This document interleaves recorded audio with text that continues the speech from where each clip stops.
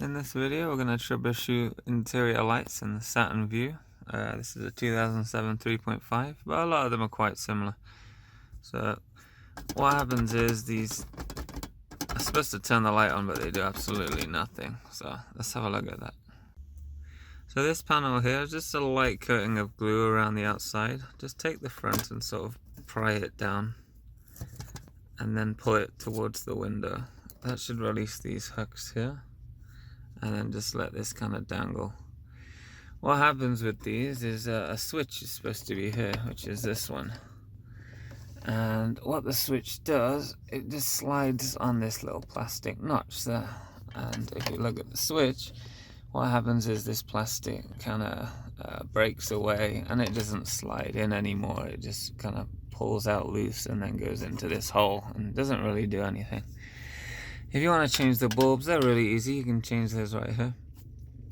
These switches, what I've done, I've gone to the junkyard and just cut them off right here. And I've got a couple of spares with me, as you can see.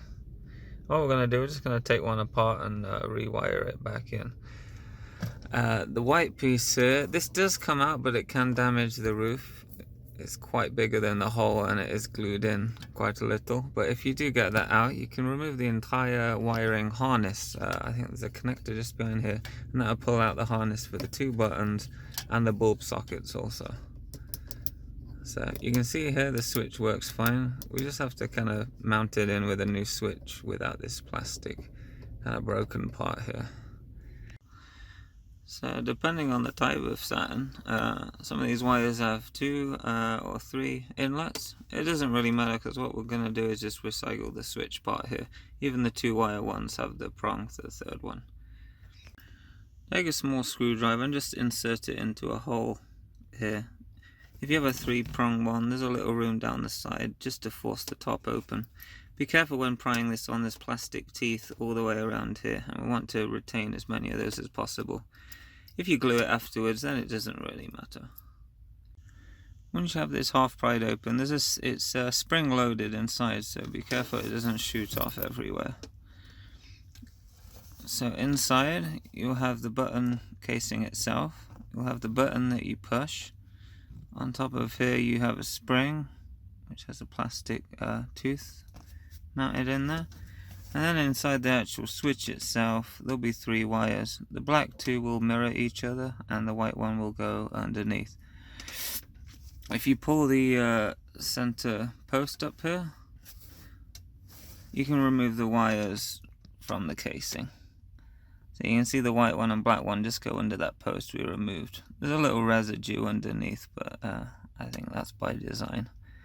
So the only thing we really need to do now is remove these 2 wires and substitute this switch onto the one on the car. So this gets a little fiddly. Everything's removed now. We're just going to place all these wires back into the harness right here. As you noticed, on a 3-wire system, you have 2 wires that are identically black, but they will only fit one way into this. So it should be obvious which ones go where. We now have our existing wires back on the harness here, so just assemble in reverse order. So that's the gold cap, spring, the tooth button, and then press the shell on.